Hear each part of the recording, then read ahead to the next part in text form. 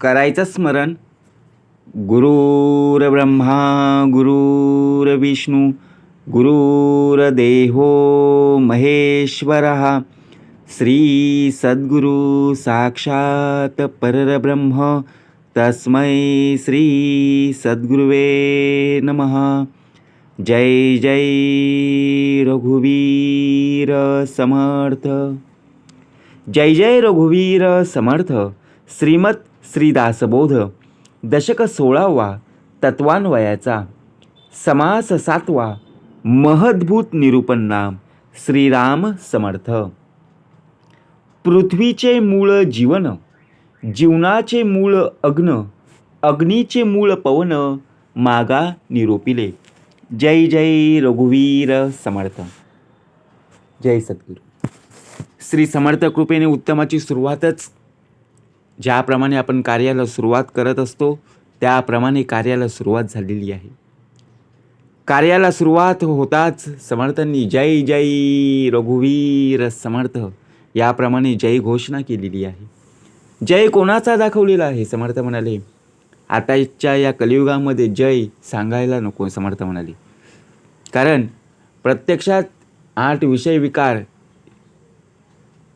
त्यांचा जय पाहायला मिळत आहे. परंतु जय हा एकदा नसून 2 वेळा जय जय रघुवीर समर्थ.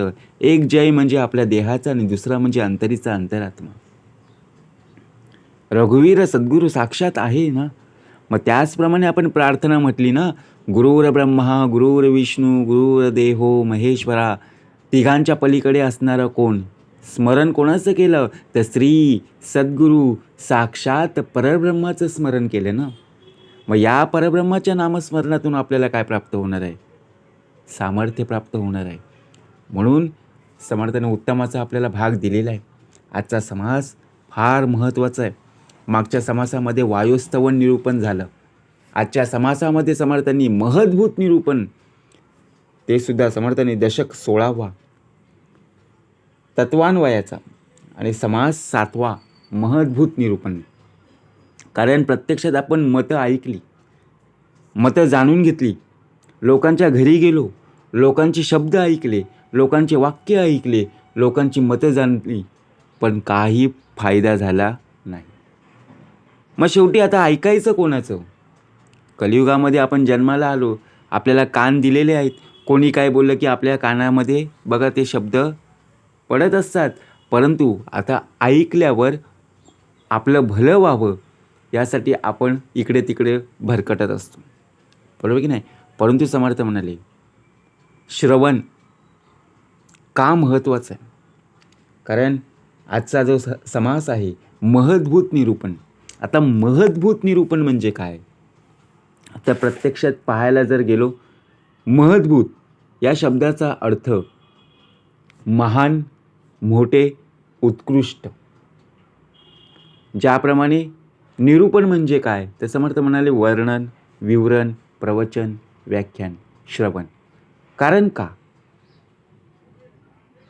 ज्याप्रमाणे प्रत्यक्षात आपण ऐकत असतो, थोरा मोठ्यांचे बघा चरित्र वाचत असतो, त्या चरित्रांमधून, त्या ग्रंथांमधून, त्या पुस्तकांमधून आपल्याला ज्ञान प्राप्त होत असतं. जीवन कसं जगायचं आहे, आयुष्य जगत असताना कशा प्रकारे बघा प्रत्येक वेळेला आपला देह हा घडला जाईल यासाठी जे मत मांडलेलं आहे ते म्हणजे खुद्द भगवंताचं वचन, खुद्द भगवंताचं मत म्हणजे श्रीमद दासबोध. म्हणून श्रवण नक्कीच करूया. श्रीराम समर्थ. पृथ्वीचे मूळ जीवन, जीवनाचे मूळ अग्न, अग्नीचे मूळ पवन, मागा निरूपिले. मागच्या समासामध्ये समर्थांनी आपल्याला वायुस्तवन प्राप्त करून दिलेला होता. हनुमंत वायूचा प्रसिद्ध, पिता पुत्रांचं नाही भेद. कारण का? प्रत्यक्षात भाग दिलेला आहे. ही पंचमहाभूतं आपल्याला प्राप्त करून दिलेली आहेत. आला ना आता कंटाळा, झोप आली ना? कारण का असतं, इथेच डुलकी लागते, इथेच आपल्याला झोप येते, इथेच आपल्याला कंटाळा येतो.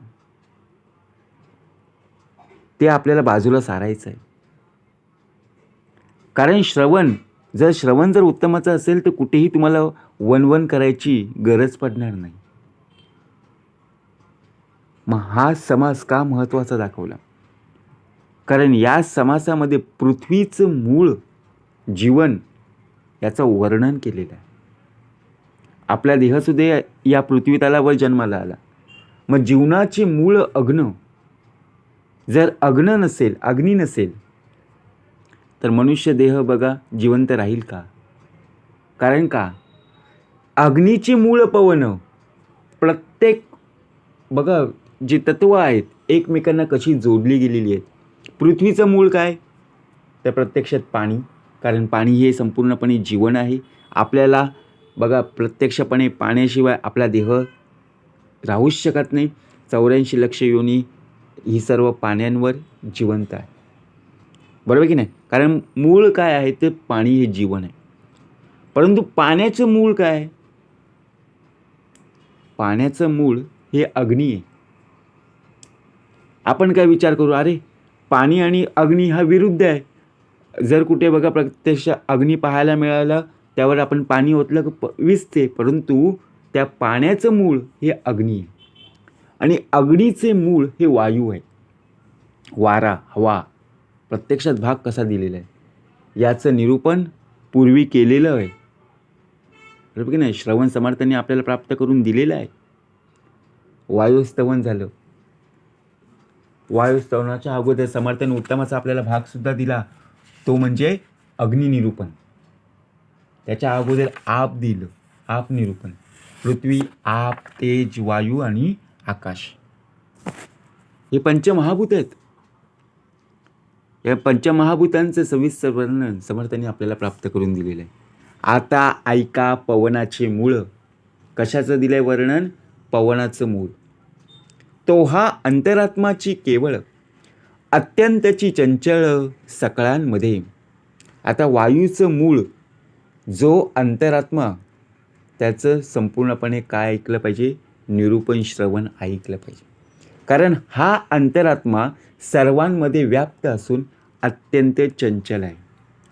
आता प्रत्यक्षात आपल्या देहामध्ये हवा आहेच ना, वारा आहेच. बरोबर की नाही? जर हवा वारा जर नसती, वायू नसता तर आपला देह इथे राहिलाच नसता. कारण आपण विचार जर केला ना, आपण श्वास घेतो, श्वास बाहेर सोडतो, परंतु आपल्याला चालवणारा अंतरात्मा आहे. तो जर नसेल तर आपला देह चालेल का हो? नाही चालू शकत. बरोबर की नाही? तो येतो जातो दिसेना, स्थिर होऊन बैसेना, ज्याचे रूप अनुमानिना वेद श्रुतीसी. समर्थ म्हणाले तो येतो जातो दिसेना. वारा आपल्या डोळ्यांनी दिसतो का हो? बघा, निरीक्षण करा. स्पर्श होऊन निघून जातो, जाणवतो, परंतु दिसत नाही.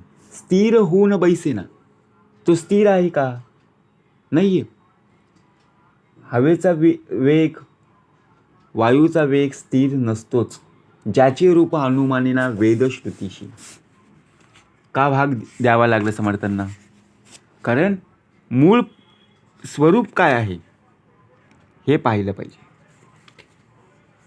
मुळीचे स्फुरण, तेची अंतरात्म्याचे लक्षण, जगदेश्वरापासून त्रिगुण पुढे झाले. मूळ परब्रह्माच्या ठिकाणी जे आद्य स्फुरण तेच अंतरात्म्याचं लक्षण आहे. यालाच तर जगदीश्वर म्हणतात ना. आणि त्याच्यापासून पुढे 3 गुण म्हणजे त्रिगुण प्रकट झाले. कशाच्या आधारे? बघा, मूळ परब्रह्माच्या ठिकाणी जे आद्य स्फुरण तेच अंतरात्म्याचं लक्षण. त्रिगुणापासून झाली भूते, पावली पष्ट दशेते, त्या भूतांचे स्वरूप ते विवेक ओळखावे. समर्थ म्हणाले 3 गुण दाखवलेत ना. पंचमहाभूत दाखवली, पृथ्वी, आप, तेज, वायू आणि आकाश. ही झाली काय? तर पंचमहाभूत. आता त्रिगुण म्हणजे सत्वगुण, रजोगुण आणि तमोगुण. ही 3 गुण म्हणजे 5 पंचमहाभूत आणि 3 गुण म्हणजे त्रिगुण. 5 आणि 3 बरोबर 8. म्हणजे अष्टता देह प्रकृती म्हणजे आपला देह. लक्षात ठेवा, समर्थांनी उत्तम असा भाग दिलेला आहे. या पंचमहाभूतांचं स्वरूप आपल्याला जाणलं पाहिजे. त्यामध्ये मुख्य आकाश, चौभूतांमध्ये विशेष, याच्या प्रकाश प्रकाश सकळ काही. आकाश, आकाशाचा रंग कोणता हो? आपण लहानपणापासून शिकत आलो, निळाच ना. आकाश कुठे संपलेलं आहे का हो? नाही ना. कुठे संपलेला विचार करा. हां, समुद्र कमी आहे, बरोबर की नाही. इकडे जर पाहायला गेलो समुद्र नाही आहे, तिकडे भूमी पसरलेली आहे, जमीन पाहायला मिळेल. परंतु आकाश असं आहे का? मुंबईला आकाश आहे, नवी मुंबईला आकाश नाही आहे, सोलापूर कोल्हापूर कोकणामध्ये आकाश आहे असं आहे का? गोव्यामध्ये आकाश नाही आहे असं आहे का? नाही आहे. प्रत्येक ठिकाणी, प्रत्येक गल्ली बोलत, प्रत्येक बघा, ज्या वेळेला जिथे तुम्ही जाल तिथे तुम्हाला आकाश पाहायला मिळेल. कारण आकाशात पतितं तोय यथा गच्छती सागरम सर्वदेव नमस्कारम केशव प्रतिगच्छती. या आकाशामध्ये सर्व काही व्यापलेलं आहे ना. जे काही तुम्हाला समुद्र दिसत आहे, जो काही तुम्हाला निसर्ग दिसत आहे, जे बघा प्रत्यक्षपणे पृथ्वी दिसत आहे, पृथ्वी गोल आहे, ही सुद्धा या आकाशामध्येच व्यापलेली आहे ना. त्यामध्ये मुख्य आकाश, चौभूतांमध्ये विशेष, त्या पंचमहाभूतांमध्ये आकाश हे इतर 4 महाभूतांपेक्षा विशेष महत्त्वपूर्ण आहे. पृथ्वी, आप, तेज, वायू आणि आकाश हे चारपैकी जो 5वा आहे आकाश, तो विशेष महत्त्वपूर्ण आहे. कारण याच्या प्रकाशामुळे सर्व काही प्रकाशित होते. जसं सूर्यनारायण बघा, प्रत्यक्षपणे सकाळी ज्यावेळी त्या सूर्यनारायणाचं दर्शन होतं, प्रभात काळ होते, बरोबर की नाही, सकाळ पाहायला मिळते, पहाट होते. आणि संध्याकाळच्या वेळेला बघा, सूर्यनारायण जेव्हा जायला निघतो तेव्हा चंद्राचं दर्शन होतं. कारण हळूहळू काय होते, संध्याकाळ होत असते, रात्र होत असते, सूर्यास्त होते की नाही. सूर्योदय, सूर्यास्त. समर्थ म्हणाले नमस्कार आहे, सूर्यासी करावी नमस्कार, चंद्रासी करावी नमस्कार, श्री सद्गुरूंसी करावी नमस्कार, साष्टांग.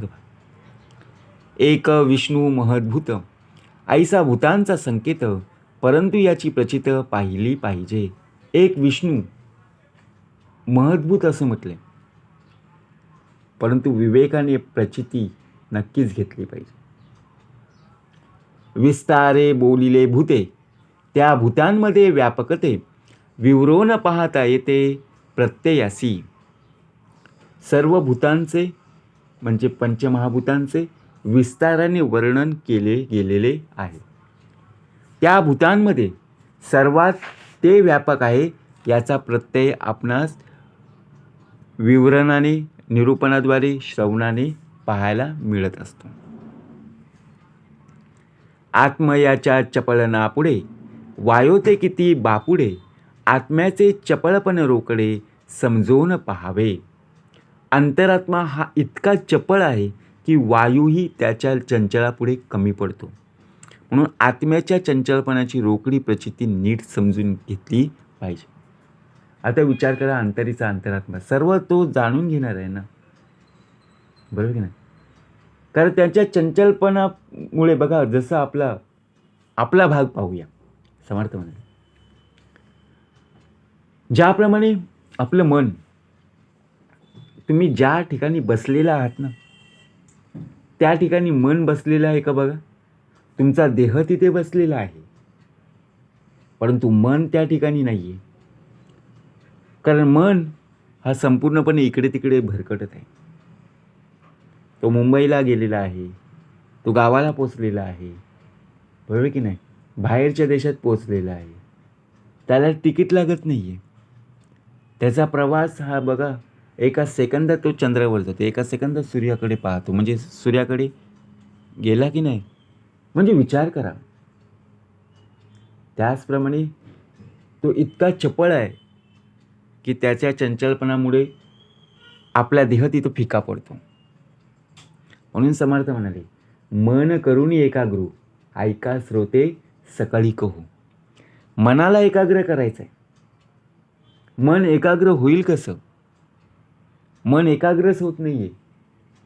आपण ज्या ज्या वेळेला निरूपण ऐकतो, श्रवण ऐकतो, ज्या ज्या वेळेला बघा थोरा मोठ्यांची बघा प्रत्यक्ष आपण भाषण ऐकत असतो, त्या वेळेला मन ऐकून देत नाही आहे. आणि मन जर चंचल असेल तर बघा बुद्धीसुद्धा भ्रमिष्ट होऊन जाते. अभ्यास करत असताना बघा जर आपण मन लावून अभ्यास केले नाही तर बुद्धी साथ देईल का हो? नाही ना. आत्मयाच्या चपळणापुढे वायोते किती बापुढे, आत्म्याचे चपळणापुढे समजवून पाहावे. आत्म्या वेगळे काम चालेना, आत्मा दिसेना न आढळेना, गुप्तरूपे विचारणाना पाहून सोडी. समर्थ म्हणाले आत्म्याशिवाय कुठलंही काम होऊ शकतच नाही. तो अत्यंत सूक्ष्म असल्याने दिसत सुद्धा नाही आहे, आढळत नाही आहे, पण तोच गुप्त रूपाने नाना प्रकारे विचार करून निश्चय करत असतो.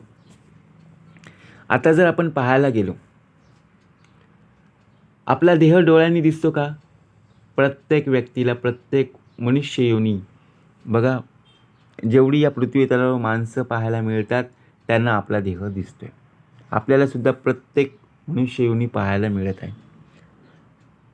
परंतु आपल्या अंतरी असणारा अंतरीचा अंतरात्मा पाहायला मिळतो का? अजिबात. आपल्या देहाने चांगलं काम केलं, वाहवा कोणाची होते? आपल्या देहाची.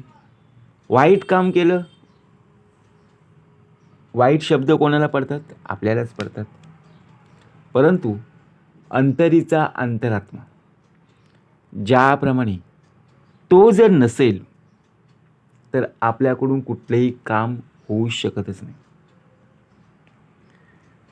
कारण तो आहे म्हणून तर आपला देह चालतोय ना. चालवणारा प्रत्यक्ष भगवंत आहे. ज्याच्या दृष्टी खालून गेले ऐसे काहीच नाही उरले. म्हणजे समर्थाने उत्तमाचा भाग का दिलेला आहे? आत्म्या वेगळे काम चालेना, आत्म्याशिवाय आपण कुठलेही काम करू शकत नाही. कारण आपली जेवढी शिल्लक असते, पुण्याही असते ना, तोपर्यंत बघा अंतरीचा अंतरात्मा आपल्या देहामध्ये राहत असतो की नाही. आणि ज्यावेळी तुझी पुण्याई शिल्लक संपेल त्यावेळी नक्कीच तो तिथून निघून जाईल. मग त्यावेळी बघा बोटसुद्धा हलवता येणार नाही. तो अत्यंत सूक्ष्म असल्याने दिसत सुद्धा नाहीये. तो बघा प्रत्यक्षपणे ज्याप्रमाणे गुप्त रूपाने नाना प्रकारे विचार करून निश्चय करत असतो. समर्थ म्हणाले आपल्याला सुद्धा निश्चय करून निवेदन ठेवता आलं पाहिजे, श्रवण करता आलं पाहिजे.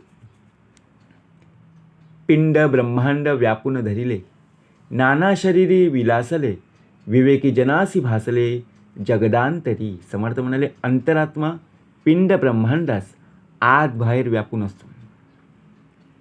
नाना शरीरात तोच दिसत असतो. विवेकी पुरुषांना जगदांतरी त्याचा प्रत्यय येतो. समर्थ म्हणाले आपल्या अंतरी तोच आहे ना. जळी स्थळी काष्टी पाशाणी संपूर्ण जीवसृष्टी त्याचीच आहे. आपण विचार करतो अरे आपल्या अंतरीचा अंतरात्मा आपल्या हृदयात आहे. आपण मंदिरात जातो, देवळात जातो, तरीसुद्धा आपल्याला मूर्ती पाहायला मिळते. पण खरा देव तो अंतरी चोरला असे, सद्गुरू विन तो सर्वथाही न दिसे. जरी आपल्याला तो चालवणारा दिसत असला, बघा प्रत्यक्षपणे चालवणारा असला, परंतु तो डोळ्याने दिसत नाही आहे. बरोबर की नाही? ज्याप्रमाणे बघा आपण छोटासा काही आपण एखादा आपल्या पायाला दगड लागला की आपल्या पायाला वेदना होतात, तेव्हा शब्द कोणता निघतो? आई ग. आणि मोठा काही प्रसंग पाहायला मिळाला तर बाप रे. म्हणजे विचार करा, प्रत्यक्षात जर आपण पाहायला गेलो तर आत्म्याविन देह चालती, हेतो न घडे कल्पांती, अष्टदा प्रकृतीच्या व्यक्ती रूपासी आल्या, अंतरात्म्याशिवाय देह चालू शकेल असे कल्पांती घडू शकत नाही. अशी कल्पनासुद्धा मनामध्ये आणू नका, कारण असं होऊच शकत नाही आहे. अष्टदा प्रकृतीतील घटक जे पंचमहाभूते आणि त्रिगुण ते आत्म्यामुळे व्यक्तदशेस पाहायला मिळालेले आहेत. मुळापासून शेवटवरी सकळ काही आत्माच करी, आत्म्या पहिलीकडे निर्विकारी परब्रह्म ते. मुळापासून शेवटापर्यंत सर्व काही अंतरात्माच करत असतो. निर्विकारी परब्रह्म हे आत्म्याच्या पलीकडील आहे. समर्थ म्हणाले, परा पश्यंती मध्यमानी वैखरी. ज्याप्रमाणे आपण जन्माला आलो, जन्माला आल्यापासून ते शेवटच्या क्षणापर्यंत तो आपली सेवा करत आहे. आपल्याला काय हवं आहे, काय नको तोच पाहत आहे, मुळापासून शेवटापर्यंत. मग शेवटपर्यंत तो जर आपली सांभाळ करत असेल, मग त्याचं नामस्मरण करायला आपल्याला कसली लाज हो? बरोबर की नाही? मुखी राम त्या काम भादू शकेना, गुन्हे इष्ट धारिष्ट त्याची चुकेना. आपल्या अंतरी, आपल्या मुखामध्ये त्याचं नामस्मरण नक्कीच असणं गरजेचं आहे. कारण त्या नामस्मरणामुळे आपली शिल्लक वाढणार आहे, आपली पुण्याई वाढणार आहे. जसं बघा, एखादं आपण काम करतो, कष्ट करतो, मेहनत करतो, त्यामुळे आपल्याला काय वाटतं? बरोबर की नाही? या कष्टाचे मला काय मिळणार आहेत? पैसे मिळणार आहेत. त्यावेळी बघा प्रत्यक्ष आपल्याला आनंद वाटतो की नाही? मन समाधान होतं ना? मग त्याचप्रमाणे आपलं मन समाधानी होण्यासाठी ज्याप्रमाणे आपण भगवंताचं स्मरण करू, त्यावेळी जो मिळणारा आनंद आहे तो द्विगुणित होईल. आत्मा शरीरी वर्ततो, इंद्रिय ग्राम चेष्टवितो, नाना सुखदुःखे भोगितो, देहात्मयोगे. समर्थ म्हणाले, नाना सुखदुःखे भोगितो. कोण भोगतंय? तो आपला देह.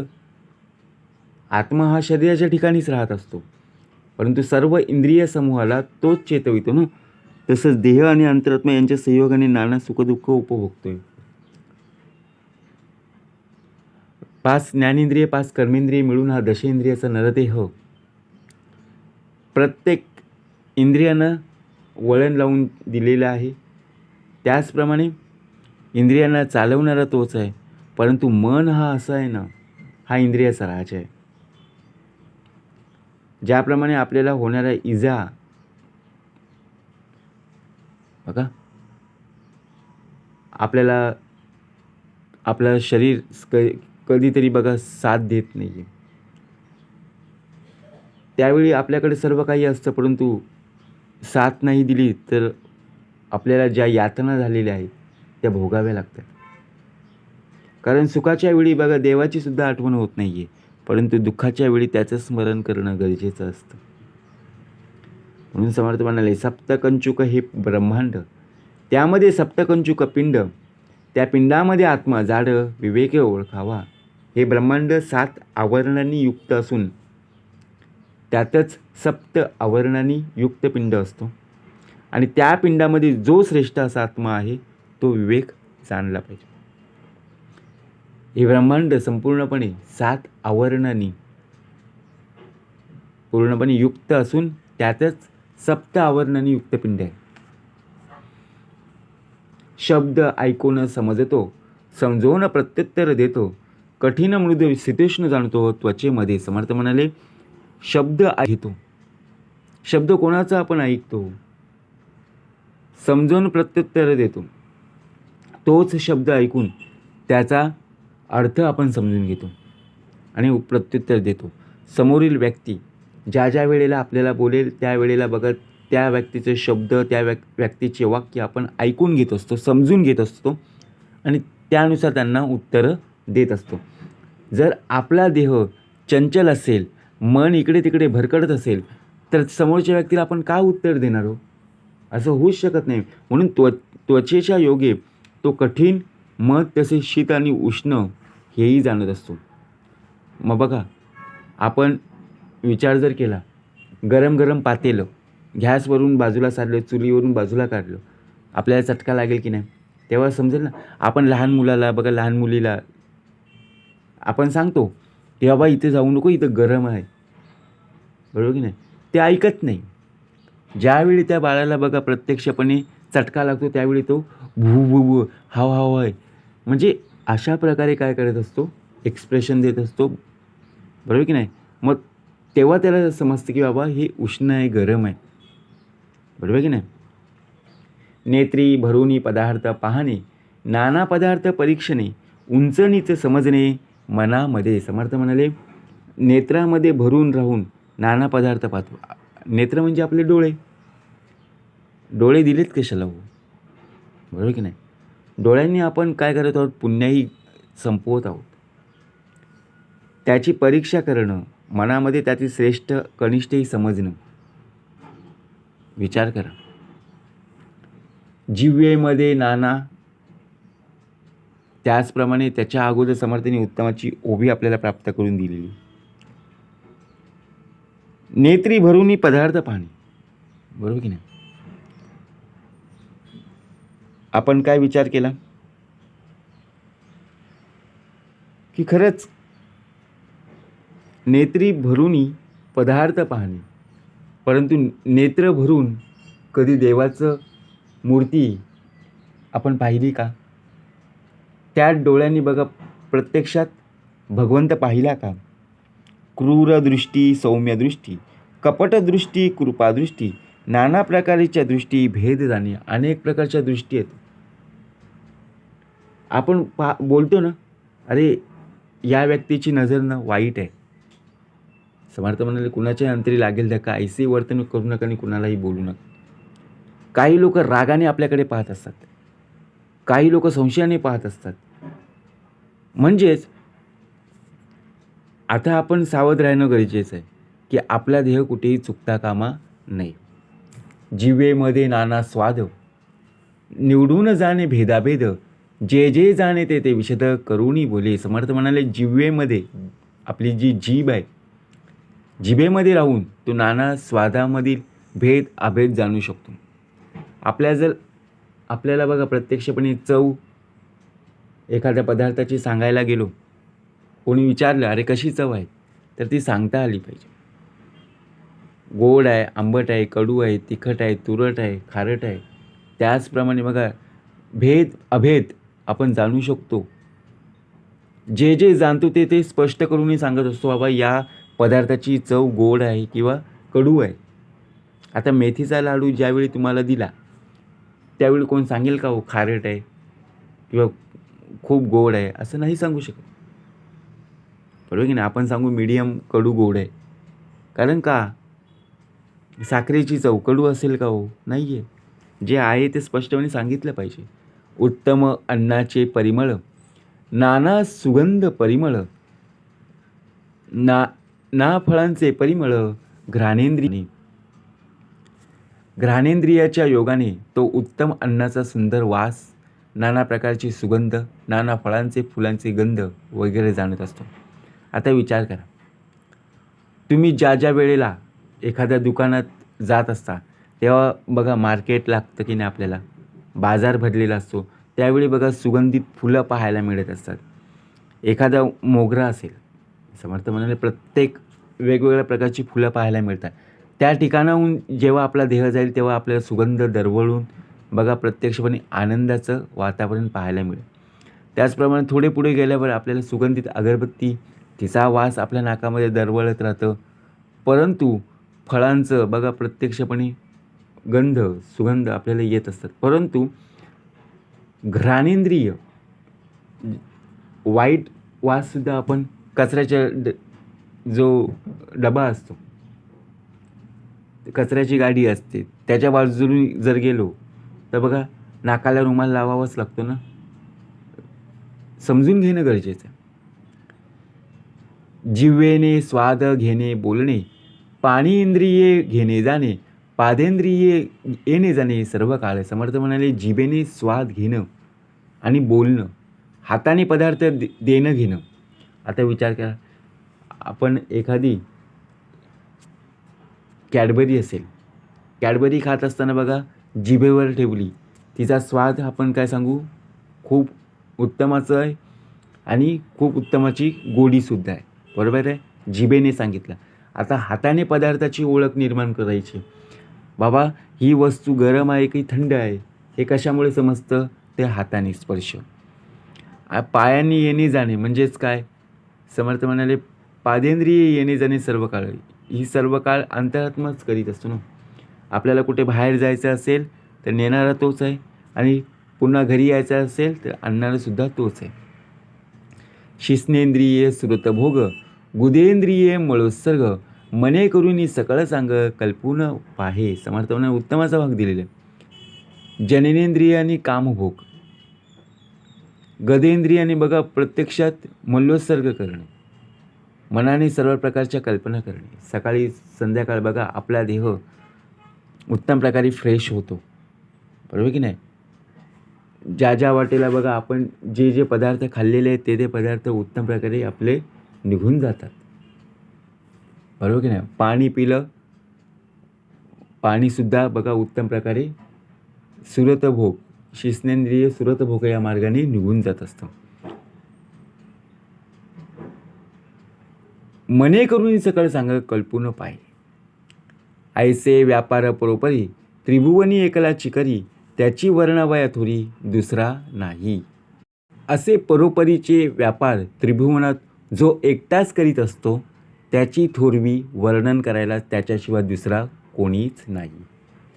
त्याविन दुसरा काहीचा, जे महिमा सांगावा तयाचा, व्याप आटोप आत्मयाचा, न भूतो न भविष्यती. समर्थ म्हणाले त्याच्याशिवाय दुसरा कोणीच नाही आहे. त्याची थोरवी कशी आता वर्णावी, कसं वर्णन करावं. अहो, अंतरात्म्याचा व्याप आणि त्याची कार्यशक्ती ही पूर्वी कधी झालेली नाही आहे आणि पुढेही कधी होणार नाही आहे, अशी विलक्षण कथा आहे. 14 विद्या 64 कळा, धूर्तपणाच्या नाना कळा, वेदशास्त्र पुराण जिवाळा, तेने विन कैचा. समर्थ म्हणाले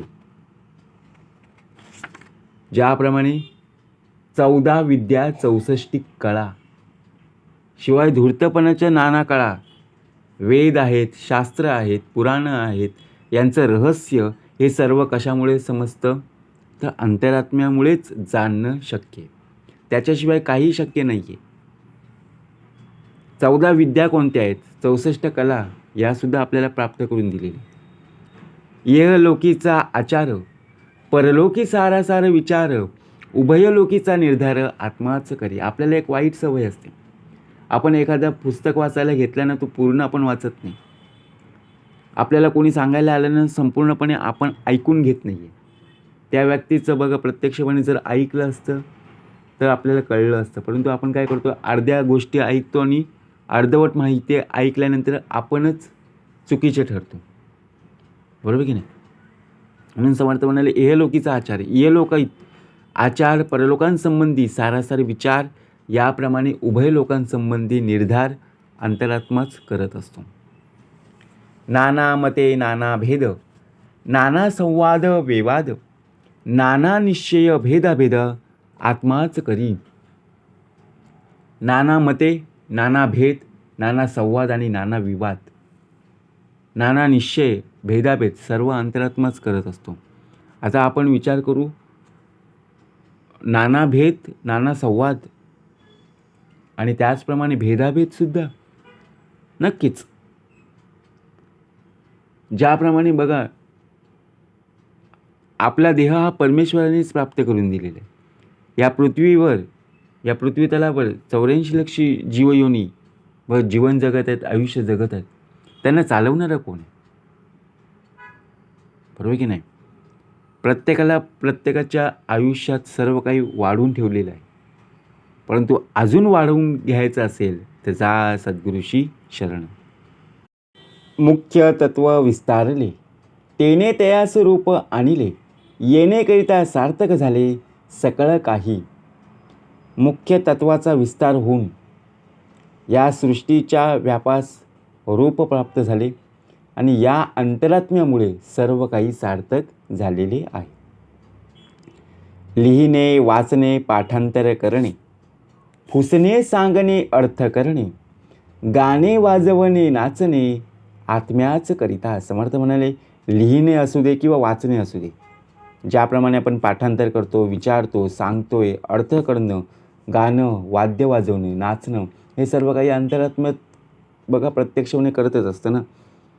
आपल्याला बघा आपल्या अंतरीचा अंतरात्मा आहे, म्हणून आपण लिहितो, बोलू शकतो, पाहू शकतो, चालू शकतो. तो जर निघून गेल्यानंतर बघा पेन आणि वही घेऊन लिहित बसा, येईल का बघा, वाचता येईल का, नाही आहे. नाना सुखे आनंदतो, नाना दुःखे कष्टी होतो, देह धरितो आणि सोडितो नाना प्रकारे. समर्थ म्हणाले अंतरात्माच नाना सुखांनी आनंदित होतो, नाना दुःखांनी कष्टी होतो. बघा, अनेक प्रकारचे सुख आहेत. सुखाने मनुष्यदेह शेवटी आनंदीच होणार आहे आणि ज्या ज्या वेळेला दुःखी होईल त्यावेळी नक्कीच कष्टी होईल. बरोबर की नाही?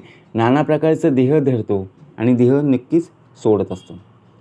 एकलाची नाना देहधरी, एकलाची नटे परोपरी, नटनाट्य कळा कुसरी, त्याविन नाही. अंतरात्मा एकच बघा नाना देह धारण करतो आणि एकटाच नाना प्रकारे नटतो. म्हणजेच काय? नाट्यकला कौशल्य अंतरात्म्याशिवाय काहीच होऊ शकत नाही. कारण त्याच्याशिवाय जसं बघा आपण सादरीकरण करत आहोत लोकांच्या पुढे, बघा प्रत्यक्ष आपण नटनाट्यकला, रंगीत तालीम, आपण प्रत्यक्षपणे बघा एखादं नाटक असेल त्या क्षेत्रामध्ये असू, परंतु ते सादर करताना शेवटी तो अंतरात्मा आपल्या देहामध्ये असणं गरजेचं आहे ना, तेव्हाच आपण लोकांपुढे दिसू ना. नाहीतर तो जर नसेल तर बघा आपला देह नाटकं करू शकतो का? एखादे कार्य करू शकतो का? नाही करू शकत. म्हणून नटनाट्य कला कुसरी, त्याविन नाही. एकलाची विस्तारला कैसा, पाहे बहुविध तमासा, दंपत्यविन कैसा विस्तार आला. बघा, तो एकटाच असून त्याचा इतका अफाट विस्तार झाला आहे, एक आश्चर्यच आहे. आता बघा चालवणारा तोच आहे ना. झाड, आपण दाराजवळ एखादं रोप लावतो, तो रोप बघा कालांतराने मोठे मोठे होऊन त्या झाडाला फळं फुलं येत असतात ना. मग त्याची वाढ कशा प्रकारे होत असतं, त्याचं मूळ कुठे आहे हे शोधता आलं पाहिजे. स्त्रियांचा पाहिजे पुरुष, पुरुषांचा पाहिजे स्त्रीवेश, ऐसा आवडीचा संतोष परस्परे. स्त्रीला पुरुष हवासा वाटतो, पुरुषाला स्त्री हवी असते. याचप्रमाणे परस्परांना परस्परांच्या आवडीमुळे संतोष, समाधान, आनंद वाटत असतो. बरोबर की नाही? स्थूळाचे मूळ ते लिंग, लिंगांमध्ये हे प्रसंग, येणे प्रकारे जग प्रत्यक्ष चाले. स्थूल देहाचं मूळ सूक्ष्म देहात आहे. सूक्ष्म देहातील वासनेमुळे स्त्री पुरुष हा भेद निर्माण झालेला आहे. याचप्रमाणे जगात प्रत्यक्ष व्यवहार पाहायला मिळत असतो. पुरुषांचं जीव स्त्रियांच्या जीवी, ऐसी होते उठा ठेवी, परी या सूक्ष्मांची गोवी समजली पाहिजे. पुरुषांचा जीव स्त्रियांच्या जीवी असे मुळात नाही, पण अज्ञानी लोक उगीच अशी उठाठेव करतात. परंतु सूक्ष्म देहातील हा वासनेचा गुंता मात्र विवेकाने जाणून घेतला पाहिजे. स्थूळांकरिता वाटे भेद, सूक्ष्मी अवघेची अभेद, ऐसे बोलणे निरुध प्रत्यया आले. स्थूल देहामध्ये हा भेद दिसतोय खरा, पण सूक्ष्माच्या ठिकाणी अभेदच असतोय. असे निश्चयात्मक असून अनुभवास येणारे आहेत. बायकोने बायकोस भोगिले, ऐसे नाही की घडले, बायकोस अंतरी लागले ध्यान पुरुषाचे. स्त्रीने स्त्रीचा उपभोग घेतला असे कधीच घडत नाही आहे. स्त्रीच्या अंतरी पुरुषाचेच ध्यान लागलेले असते. कधी असं पाहिलं का? नाही आहे. म्हणून स्त्रियांचं पाहिजे पुरुष आणि पुरुषांचं पाहिजे स्त्री. स्त्रीसे पुरुष, पुरुषांस वधू, ऐसा आहे हा संबंधू, या कारणे सूक्ष्म संवादू सूक्ष्मीच आहे. स्त्रीस पुरुष हा हवाच असतो आणि पुरुषास वधू म्हणजे स्त्री ही हवीच असते. असा हा संबंध असतो. खरा आयुष्य संसार तेव्हाच होतो जेव्हा ते दोन चाकं उत्तमाची चालत असतात. बरोबर की नाही? त्यालाच तर संसार म्हणतात. समर्थ म्हणाले, संसार म्हणजे सवेची स्वार, नाही मरणास उदार, मापी लागले शरीर घडीने घडी. म्हणून या सूक्ष्म संवादाचं मूळ सूक्ष्म या देहातच म्हणजे वासनेतच आहे. पुरुषच्छेमध्ये प्रकृती, प्रकृतीमध्ये पुरुष व्यक्ती, प्रकृती पुरुष बोलती येणे नाही. पुरुषाच्या ठिकाणी जी जी इच्छा आहे ती म्हणजे प्रकृती आणि प्रकृती म्हणजे जी जाणीव आहे तो पुरुष. या न्यायानेच लोक पुरुष प्रकृती आणि प्रकृती पुरुष असे म्हणत असतात. पिंडावरून ब्रह्मांड पाहावे, प्रचितीने प्रचितीस घ्यावे, उमजेना तरी उमजावे, विवरो विवरो. समर्थ म्हणाले याप्रमाणे पिंडावरून ब्रह्मांडाचा विचार करणं गरजेचं आहे. कारण पिंडातील अनुभवाने ब्रह्मांडातील अनुभव जर जाणला तर हे उमजत नसेल तर वारंवार विवरण करून समजून घेणं गरजेचं आहे. द्वैत इच्छा होते मुळी, परिते आली भूमंडळी, भूमंडळी आणि मुळी रुजू पाहावे. समर्थ म्हणाले द्वैत आणि अद्वैत, मूळ मायेतच द्वैताची इच्छा झाली. तेच द्वैत पुढे दृश्य सृष्टीत निर्माण झाले आणि दृश्य सृष्टीतील द्वैत हे मूळ मायेतील द्वैत यांचा प्रत्यक्षपणे विचार केला गेला पाहिजे. येथे मोठा झाला आक्षेप, ज्याप्रमाणे साक्षेप फिटला श्रोत्यांचा आक्षेप, जे प्रकृती पुरुषांचे रूप निवडून गेले. याप्रमाणे प्रकृती पुरुषांचं रूप येथे स्पष्ट करून सांगितलेलं आहे की त्यामुळे श्रोत्यांच्या आक्षेपाचे समाधान झालेलं आहे. हे फारच मोठे कार्य साधले गेलेलं आहे. म्हणून समर्थ म्हणतात पृथ्वी, आप, तेज, वायू आणि आकाश ही पंचमहाभूतं जरी असली तरी सर्व काही या आकाशामध्येच सर्व काही व्यापलेलं आहे. या चार पंचमहाभूतांपैकी जी चार प्रत्यक्षात एकावर अवलंबून आहे ती म्हणजे आकाश. कारण आकाशाची व्याप्ती, आकाशाचं महत्त्व जाणून घेणं खूप गरजेचं आहे. येथे मोठा झाला आक्षेप, फिटला श्रोत्यांचा आक्षेप, जे प्रकृती पुरुषांचे रूप निवडून गेले. इति श्री दासबोधे गुरुशिष्य संवादे महद्भूत निरूपण नाम समास 7वा. जय जय रघुवीर समर्थ.